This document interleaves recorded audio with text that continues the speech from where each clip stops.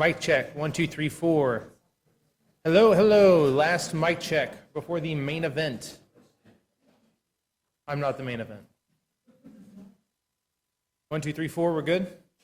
Everyone good? Thumbs up. I feel like everyone's good. Love it.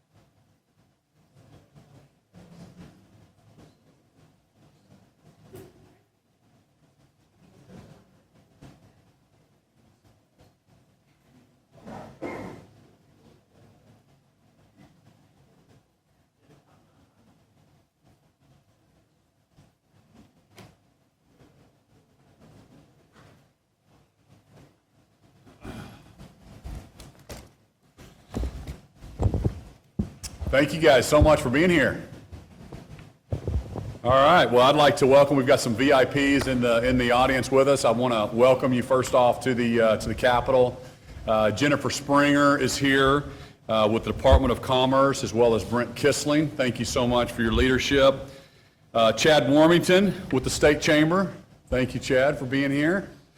Kiney Tilley, Oklahoma Manufacturers Alliance. Kenny, sorry, Kenny. Sorry so much. I've got Cayenne Camus from the city of Tulsa's here. Where's Cayenne? Yeah, thank you so much for being here. Sherry Alexander, Mid-American Industrial Park. Thank you so much for being here. Sherry. Michael Davis, Chairman of Select Oklahoma, which is Oklahoma's Economic Development Association. Oklahoma Finance Authority is with us today. Mike Neal, the great Mike Neal, Tulsa Chamber. Thank you for being here, Mike. Mark Funky, my good friend Mark from Oklahoma Business Roundtable. Thank you for your leadership. Funky all over the state, representing Oklahoma businesses so well. Andrew Ralston from the Port of Catoosa. Andrew, thanks for being here. Thanks for representing the port. Lyle Rogo from Duncan Area Economic Development Foundation is here. Thank you so much for being with us today. Janet Smith from PSO is with us. Thank you for being here, Janet. Appreciate it. And my good friend, Tony Aquila, CEO of Canoes, with us. I see him in the audience, so thank you so much for being here, Tony. Oklahoma, first off, we are the 28th largest state in the entire U.S., so 28th largest, 4 million people. I believe Oklahoma is the best place to start a business, to raise a family. I think we've got the greatest workforce. I think we're the perfect location for distribution for tons of things. Our international strategy says that, if you're looking for a U.S. presence, Oklahoma is the right place to be located. So we're taking Oklahoma to the world. We're trying to bring the world back to Oklahoma. We want to grow our economy here. We need more taxpayers, not more taxes in our state. So excited about all the partnerships that we have moving that forward. And, when I ran for governor, and really every governor before me has focused on diversifying our economy. If you think about back before statehood, we were an energy pioneer, and we're so proud of our oil and gas industry. But oil and gas can be very cyclical, and we can kind of ride these waves on commodity prices. And so we need to diversify. And I've told Oklahomans when I ran that I wanted to diversify our economy. And we're doing just that. We have a thriving aerospace and defense industry now, with Tinker, with American Airlines, Kratos located here, Boeing moving to Oklahoma, 1,100 different companies in aerospace and defense. And we've got ACES, we've got Commerce specifically targeting that. We also have started through Commerce to target electric vehicle manufacturing, automobile manufacturing. We knew that automobile manufacturing had started moving south, and then we started focusing on that supply chain for the automobile industry. As I've met with other automobile manufacturers around the country, it is clear that we are moving into an age where all the resources and the new research and development money is moving into electric vehicles, electric engines. All the major OEMs focus on that, all the new startups. Like, we're so proud of Canoe and what they're doing with their company here that's going to be located in Oklahoma. So with that said, we're going to go after that new technology. So we've done a lot of things to prepare Oklahoma for that industry. And when you think about the disruption in the automobile industry, now's the time to go after it. Tens of billions of dollars are going to be invested over the next 5 to 7 years in this space, and we want Oklahoma to be the spot that these folks land. So we have an opportunity to land one of the largest factories in the entire country, just a humongous factory with billions and billions of dollars worth of investment, thousands and thousands of jobs. And so I'm asking for the legislature to do some special, what we call mega legislation for not only this new company, but also future ones that are going to look to Oklahoma to expand. And so we have quality jobs already. We've got some great incentive programs in the state of Oklahoma, and I'm asking for a kicker on quality jobs of 2.5%. Quality jobs is a 5% program today. I'm asking for a 2.5% kicker onto that for some of these mega projects that can come. We also have investment tax credits, and I'm asking for a 1% kicker on that. The investment tax credit is a 2% program. It's already in statute. And for this type of a program, if you're going to invest billions of dollars, we're asking for a 1% kicker on that. And then I'm asking for an 85% rebate for the legislature to pass that on this incentive tax credit program. So what I'm confident about is if we can land some of these major companies and these major manufacturing facilities, it will have a generational impact on the state of Oklahoma. Some of the studies and the research that we've looked at can show a company of this size can create up to 70,000 direct and indirect jobs for the state of Oklahoma. It's going to help Oklahoma in the eastern part of the state, the southern part of the state, the northern part of the state, the western part of the state. The supply chain that will follow is just unbelievable. And all this is possible at this point because ever since I took office in 2019, we have been fiscally conservative. We've been holding budgets flat. We have now the largest savings account in our state's history. We're predicting over $3 billion at the end of this year. We have the lowest unemployment we've ever had. People are starting to take notice of the great things that are happening in Oklahoma. The quality of life you can have here, the workforce, the commute times, all the great things that we as Oklahomans, other people are looking at saying, hey, that's the right place to be located in our state. So I'm asking the legislature to put this package together, put this mega legislation package together. I'm asking them with some of our savings to go ahead and fund this program for the mega legislation. And this is our moment right now. This is our moment to be top 10. This is our moment to be number one in this space. And I believe if we plant the flag early, it can be generational impact for our state. So with that, let me open it up to a few questions or comments for myself or some of the commerce team that's here.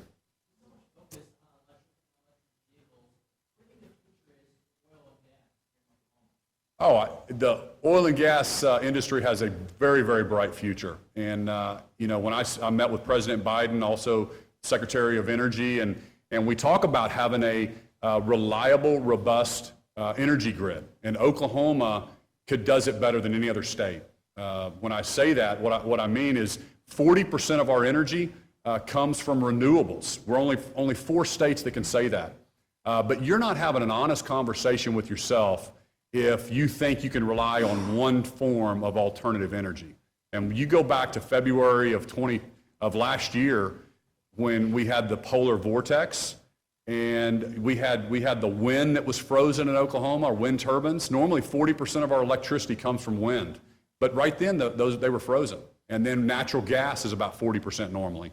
But the wellheads were frozen. We had unseasonably cold weather, and coal actually made up the difference for us. It went from less than 10% normally to about 55%. So you have to have an all-of-the-above approach in Oklahoma to have a reliable grid, and natural gas, oil industry is not going anywhere. But that doesn't mean we can't look at transition and alternatives. And I believe Oklahoma does that as good as any other state. We've actually reduced our emissions 3 times the national average since 2005 from President Biden's own metrics. And we're proud of that. We're proud of where we sit with our oil and gas industry, but it doesn't mean we're not proud of the fact that we're number 2 in wind energy production. We're leaning hard into hydrogen.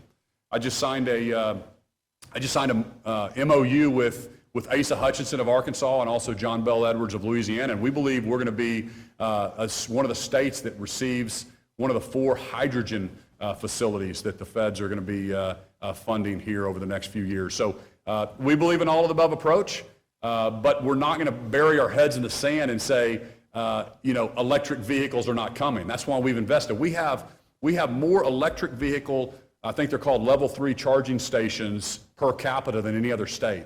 And we've invested in that a long time ago, and we're going to continue to do that because we know that's where the industry as a whole is moving.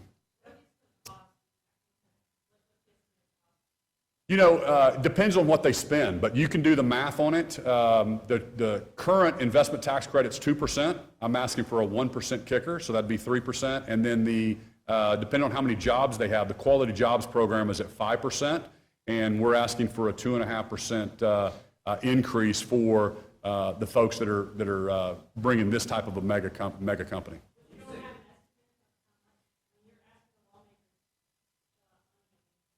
Yeah. Yeah, we have an idea, but there's still some negotiations going on with the company, and I'm not at liberty. I'm still under an NDA. I can't say the exact amount of money that they're planning on building their factory for. But whatever the number is, it's billions of dollars. Then you can do the math, and that's what the legislation would be on. But we can't talk about the specific job numbers yet. It's thousands of jobs, and it's billions of dollars of investment. No, we can't name the specific company yet. They still have their board. They still have to go through their board approval. So they're still sensitive to that. We're competing with 50 other states. This is a huge Fortune 500 company that's got a global presence. Everybody will know who it is. This is not a startup, in other words, but we can't specifically name their name yet.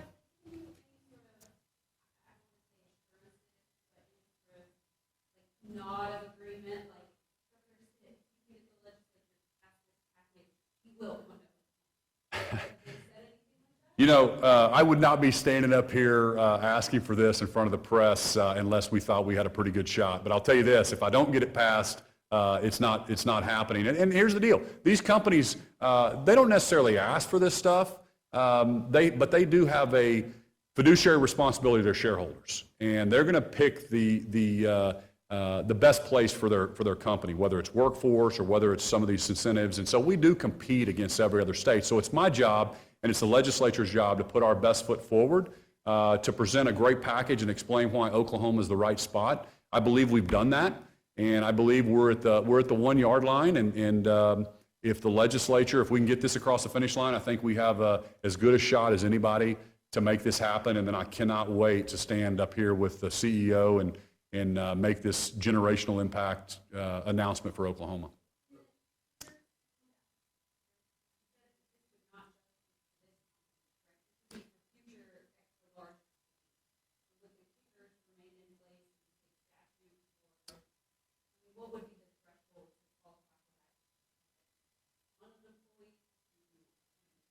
They're going to be, the legislature's still working on the specifics of the language, but that's correct. These are for specific high thousands and thousands of jobs and $1 billion worth of investments where you would qualify for these kickers. They also want to make sure that we fund this, and so it would be up there, but it would be up to the legislature to fund future projects like this.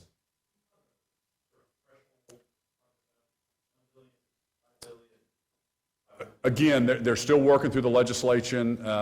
I don't know if we can roll out that, but that'll be public here in a day or so.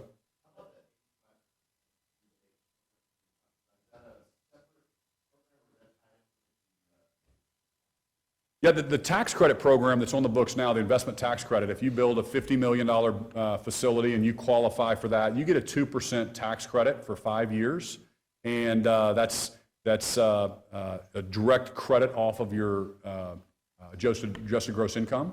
So with the rebate, it would be, I always want to put Oklahoma taxpayers in the best situation, so we would rebate that back at less than 100%, so 85% is what I've asked for on the rebate portion. Yes, I'm asking for it to be done this week. It's our understanding that the company needs to make a decision fairly quickly. Some other states have already passed some different legislation, so I'm asking for this to be passed this week so we can, put our best foot forward.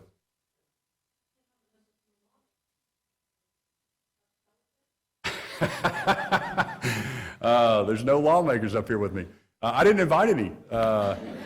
So it's my job to lead. It's my job to tell Oklahoma what we need and to ask the legislature for this. But we've had a lot of conversations. There's a lot of support in the House, the Senate. Speaker McCall and Pro Tem Treat have been with me on some of these trips that we've gone on. So we've been very transparent and open from the very beginning to bring along our friends in the House, the Senate. And but my job is to roll out what we need to do, and then the legislature, I believe, is going to be there. They want to deliver. They want this generational impact as well.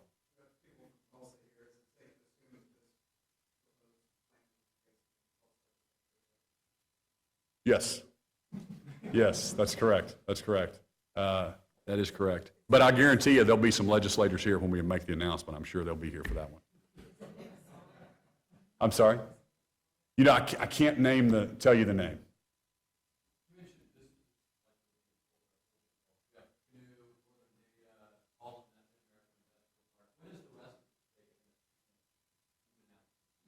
You know, that's something that I've been working on behind the scenes as well. You know, Mid-American Industrial Park has done such a great job of having shovel-ready sites, but when we get projects, our commerce, we let those out to all the economic developers around the state.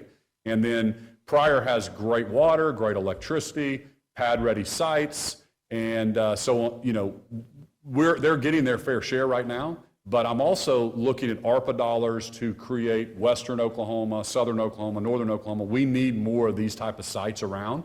And so that's something that we're working on as a team and in commerce to create more of these sites.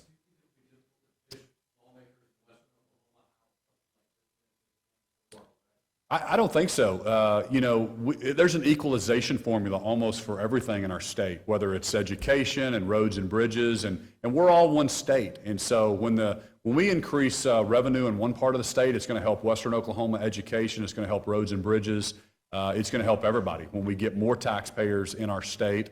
And again, you know, I think Canoe is bringing jobs to Oklahoma City, they're bringing jobs to Tulsa, they're bringing jobs to Northwest Arkansas. If we can become the hub and really create, you know, another industry here, you know, early on as the developments are pouring in, I think it's nothing but help for Western Oklahoma, Southern Oklahoma, Northern Oklahoma.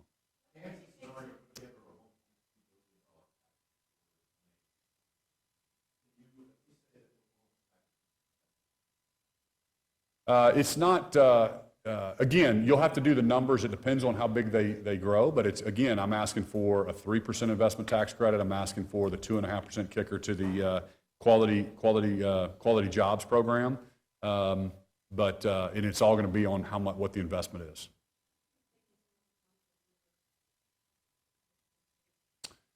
You know, well, first off, when you talk about the largest factory in the world, the numbers are huge. So this kicker on what we already have in place is not that additive to, it's not that much extra than what we already have planned.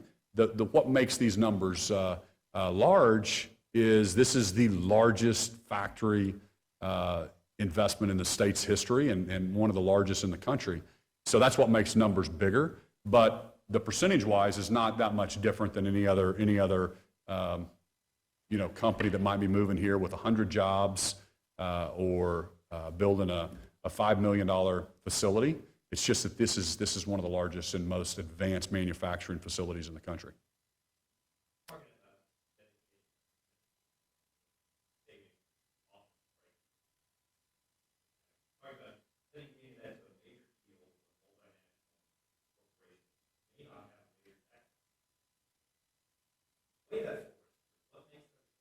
Well, everything has to be additive. Everything has to be good for the taxpayer. So all the numbers that we show, this will be additive to the taxpayers for sure. If we, you know, just like any investment, if you invest something early, then it's going to pay off years and years and decades to come. But companies don't drop billions and billions of dollars on the most advanced manufacturing facility in the country and then pick up and move shop in 5 years or 10 years. So these companies will pay taxes. They will have employees that pay taxes. There will be vendors that pay taxes. There will be property taxes. There will be homes, with the employees that live there, that pay taxes, the local taxes, the sales taxes, all of that stuff. The Commerce Department does a really good job of rolling those in and showing what that looks like. So everything has got to be beneficial for the taxpayer.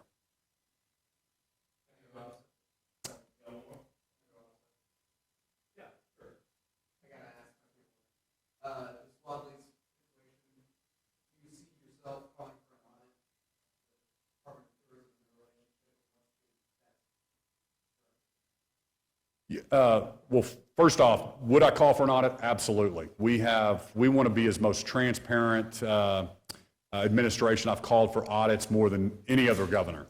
I don't want tons and tons of folks on the ant pile. If there's already, it's my understanding there's already some other audits going on. So if I could need to call for another audit, 100%.